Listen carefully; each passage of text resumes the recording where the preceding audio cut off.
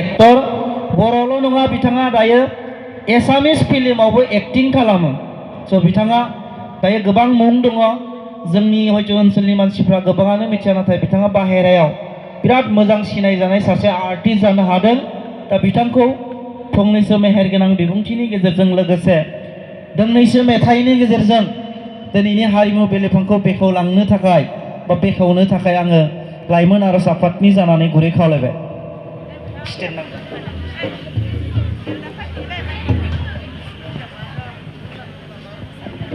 खुलुमबाय बयनिसिमबो।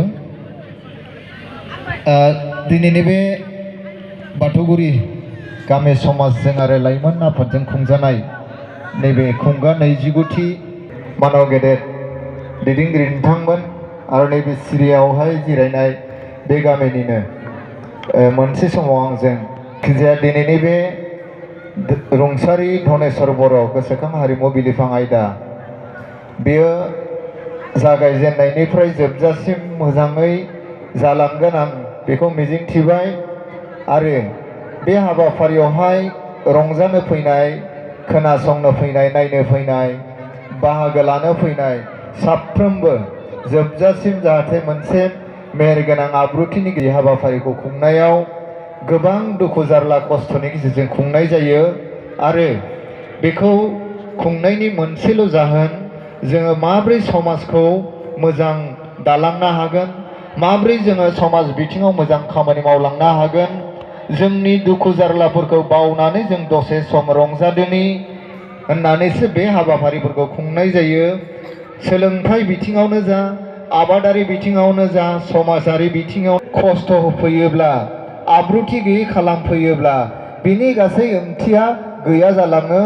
आरो बयनिबो समाजनि थाखाय मोजां खामानि मावनो ओंखारबोनायाबो उल्थासो जायो। बिनिखायनो अन्नानै जाय बिथांमोना बे हाबाफारियाव बाहागो लानो फैयो, नायनो फैयो, मोजां मोनसे आब्रुथिनि गेजेरजों जाहाथे बे हाबाफारिखौ खुंनायाव हेफाजाब होलाङो, बेसो जोंनि मावनो गोनां गिदिर खामानि। आं आसा खालामो दिनैनि बे हाबाफारिनि गेजेरजों जायफोरा मोसानो फैदों मोजाङै मोसालांगोन, नायनो फैग्राफोरखौ मोजाङै गोजोनग्लाय होगोन, जायफ्रा मेथाइ खननो फैदों बिथांमोनाबो मोजां रोखोमला बैसागो बोथोरा थाङोब्ला बयनिबो गोसोआव बैसागो बैसागो होननाया गोसोनिफ्रायनो ओंखारलाङो। बे जाबाय इसोरनि मोनसे माया, इसोरनि बेयाव मोनसे माने ओरैबायदि मोनसे परिबेस फैगोन जे बयनिबो न'खराव खारि अनलाजों ओंखाम जानो लुबैनाय, मोनसे आरज गाबनायनि गेजेरजों न'खर न'खर मोनसे गोदान परिबेस फैगोन। बिनि उनाव लासैनो जोंहा माइ गायनाय फुनायनि उनाव जोबनायनि उनाव काति गासा फैलायनोसै, माइनाव बरायनाय जोंनि गेजेराव फैगोन। बै समावनो आरो गोसोआ गोदान गोदान मोनसे फैलायनोसै। बेराम आजारा थांखांनायनि उनाव बेलागुर लुनानै खाना जानाय मानाय, किन्तु जों बेदरफोरखौथ' सानफ्रोमबो जायो, किन्तु बै समाव गोसोआबो आलादा जायो। मागोआव थांनाय लोगो लोगो जों दरसे बेदर मोनजाबाबो जोबोद गोजोननाय मोनो, माने बे जाबाय जानायनि बोथोर। बिनि उनाव लासै जोंनियाव फागुन मासा फैनोसै, सोमलि बिबार बारनायजों, मान्दार बिबार बारनायजों, दाउ खौवौ गाबनायजों गोसोआ उलां फालां जानोसै। गोदोनि दिनाव फागुन मास हाबनाय लोगो लोगो ओरैबायदि जोंनि बर'फ्रा गोमालांनो हमबायमोन। गावनि भाषा मानसिया गोमानो हमाखै, नाथाय जों बर' राव रायज्लायनाया गोमा। नैबायदि जायगायाव हाखर जावनानै जोंखौ दोनो, नङाबा जों जुदि बेयाव जिरायबा बै उननिया नुवाना, हाखर जावना जों होबाय था, दानिया रोनावबाय था, बेबायदिमोन आरो। बिदिनो जोङो 2003, 2004, 2005 बेयाव गादों, अनेक जायगायाव गिदिंथिंदों, बेयावबो माने सिफुं बख'हैदो बियो। बख'नायावनो साखोसोना माखोसो खोनाबाय नङाना, खोनाबाय नङा बे मा खालामदों नोंसोर बेयाव, मा खालामदों बुनो होसोबाय दा सोर थांनो होदों नोंसोर बेयाव, किन्तु सुसु बख'दो। बेबायदि अनेक जालांदों। जायखिजाया जों बै समनि खोथाखौ बुंबाय, गाज्रि दामोनसै।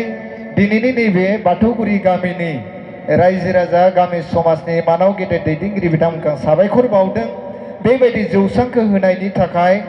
आङो आरो बिखेखयै गोसोनिफ्राय स्पेसियेल आं मोनसे साबायखर बावनो सानदों। फंबाय नै डक्टर बिबुंसार स्वर्गियारिमोन बायदि मानसिया दिनै गामियाव थानानै समाजजों थानानै खामानि मावगासिनो दङ आरो बेबायदि नैबे जौसांखौ बानायनानै खामानि मावनायाव निस्सय बिथांमोननि जथेस्थ'खिनि अरिहना दङ गामिनि मेलेमजिबि सानसुमै बिथांमोननि आखाइ दङ नङाबा दिनै बिबुंसारमोन बायदि मानसियानो गामि गारनानै दिनै 60,000 70,000 80,000 दरमा मोनग्रा मानसिया टाउनाव बिल्डिं लुना थानो हायो नाथाय जोंनि मानसिफ्रा बेबायदि जुदि गामिखौ गारनानै खारबाय थायोब्ला गामिनि उथिबोनाय उन्दै उन्दै गथ' गावलायनाय सिन्दा बिराद गावलायनाय हाग्रायाव उग्रपन्थिजों दानाबा गावलायनोबाथ' फटका गावना होनांगोन मिथिया दा बै फटका गावग्राफ्रा बेयाव जे बमफं हमग्रा दङ दानो जों थाथा गावलायदों उनथिं फटकाखौ गावना होबाय दा गारना हाग्रायाव गारना होनांगोन ना बेरनांगोन रलेजों दोङो र' होनबाय थादों लास्टआव बमफंखौनो गारना खारजोब्बाय दा एसां फटका गावना होबा रायजो राजाया सानदों बा